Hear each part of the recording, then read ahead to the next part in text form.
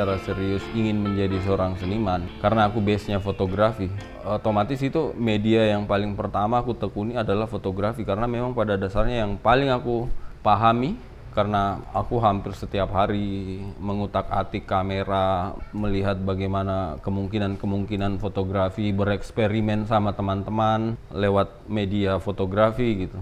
Dengan kamera fotografi, aku mulai melihat dunia sekelilingku itu dengan lebih clear gitu. Maksudnya aku bisa melihat persoalan-persoalan yang bisa aku bawa ke dalam fotografi gitu.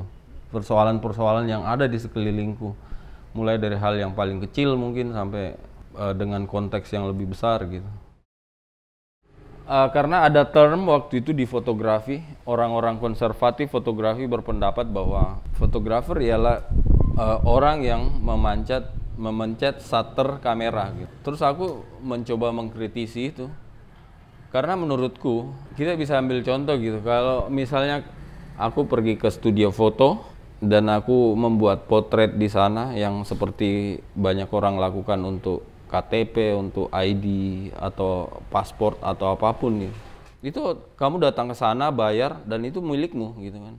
Nah, aku pernah menerapkan hal itu juga gitu. Jadi aku datang ke profesional foto, aku bikin semua konsep yang aku mau bikin, sudah membuat settingnya. Aku hanya butuh seseorang untuk mengklik kameraku karena aku mau kritisi pendapat konservatif fotografi tentang fotografi itu sendiri gitu.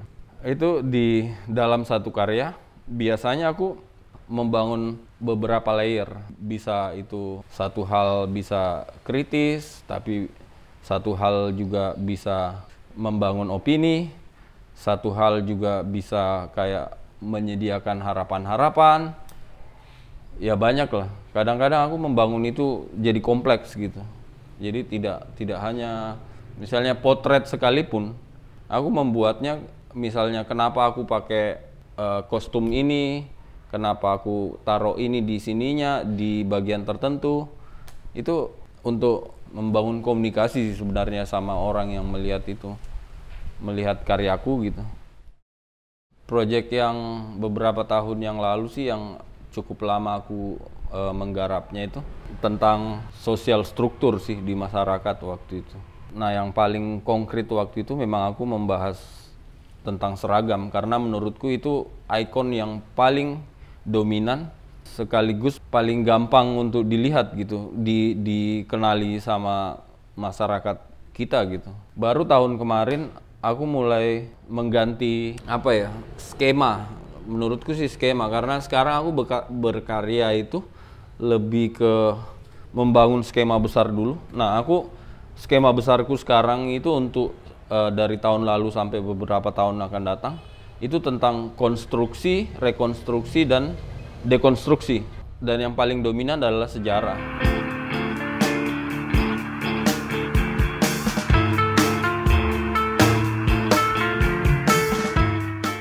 Yang paling dekat itu aku lagi mau membuat karya potret, tapi mendekonstruksi visual yang sudah terlanjur ada di kepala hampir semua masyarakat di Indonesia gitu. Seperti kayak Pangeran Diponegoro ini atau Sultan Hasanuddin atau hampir semua poster-poster ini yang biasa ada di ruang-ruang kelas waktu kita masih sekolah dasar atau SMP atau di buku sejarah yang dibuat oleh pemerintah. Itu mereka selalu menyertakan ilustrasi yang menurutku imajiner gitu. Saat ini aku mau mendekonstruksi itu. Aku mau membuat potret mungkin menyerupai gestur seperti ini menggunakan